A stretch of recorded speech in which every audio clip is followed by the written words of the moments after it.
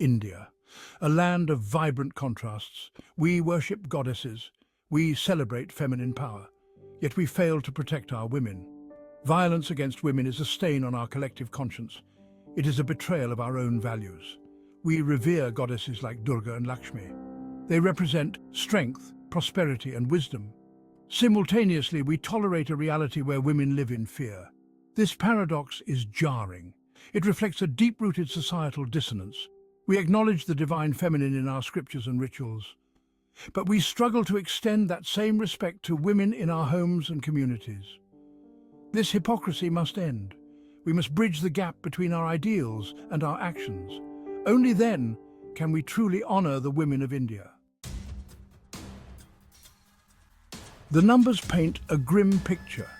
Every 18 minutes, a woman in India faces rape.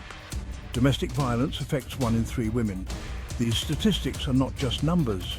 They represent shattered lives, broken families, and a nation grappling with a crisis. Dowry deaths, honor killings, and acid attacks are horrific realities. These crimes are driven by a toxic mix of patriarchy and greed.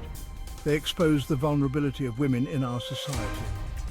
Behind each statistic is a story of suffering, a testament to our collective failure. We cannot ignore these stark figures. They are a call to action, a demand for introspection. We must acknowledge the magnitude of the problem.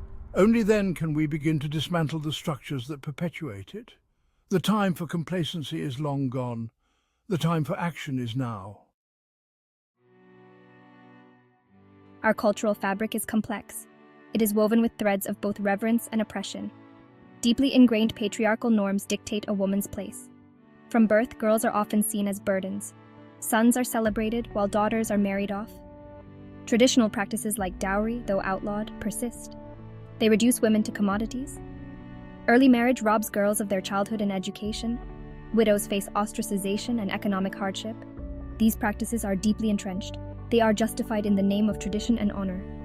We must challenge these harmful norms. We must question traditions that perpetuate inequality. Our culture should empower, not restrain. It is time to redefine what it means to be a woman in India.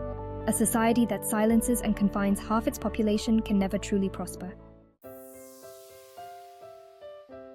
Education is a double-edged sword.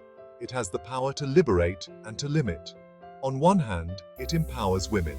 It equips them with knowledge and skills. It opens doors to economic independence and social mobility. On the other hand, our education system often reinforces gender stereotypes. Textbooks depict women in traditional roles.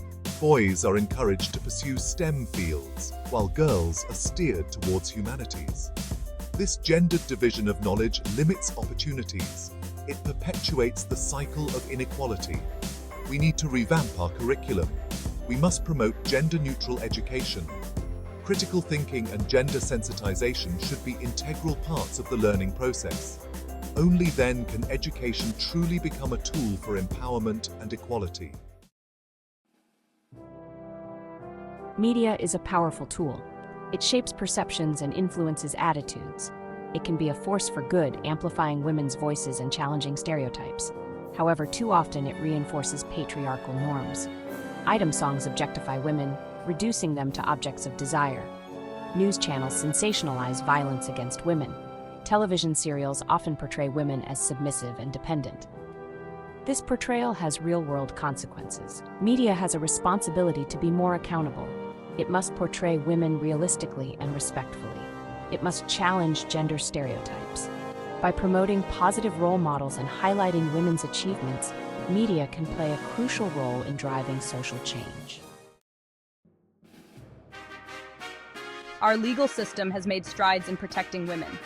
Laws against domestic violence, dowry, and sexual harassment exist. However, implementation remains a challenge. Patriarchal attitudes within the police and judiciary often result in biases. Victims are often shamed, blamed, or pressured to withdraw cases. The conviction rate for crimes against women remains abysmally low. This breeds a culture of impunity. Perpetrators feel emboldened, while victims are left disillusioned. We need a multi-pronged approach. Laws need to be enforced effectively. Police officers and judges need gender sensitization training. Fast-track courts for crimes against women are essential. Access to legal aid must be improved. Justice delayed is justice denied. Addressing this multifaceted issue demands a holistic approach. There is no single solution but a tapestry of interwoven strategies. Education is paramount. We must empower girls and boys alike with knowledge and critical thinking skills. Cultural change is crucial. We must challenge patriarchal norms and promote gender equality within families and communities. Media must be held accountable for responsible reporting and representation. The legal system needs strengthening and sensitization. Most importantly, we need community engagement. Men must become allies in this fight. Religious leaders, community elders, and influencers all have a role to play. It is a collective responsibility to create a safer, more equitable India for our mothers, sisters, daughters, and friends. The onus of change does not rest solely on women. This is not a women's issue. It is a societal issue. Men must become equal partners in dismantling patriarchy. They must challenge misogyny within their own circles. They must raise their sons to respect women. Silence is complicity. We must all speak out against violence and discrimination.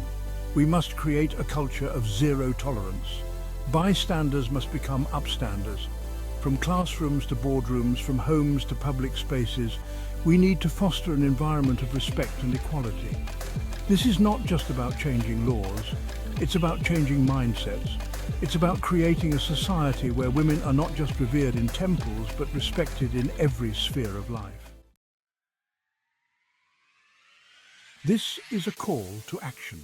Speak up against injustice, challenge discriminatory attitudes, support organizations working for women's rights, educate yourself and others, be the change you wish to see. Let us break the silence. Let us build a movement. Let us create an India where every woman can live with dignity, freedom and security. Let us create an India that we can all be proud of.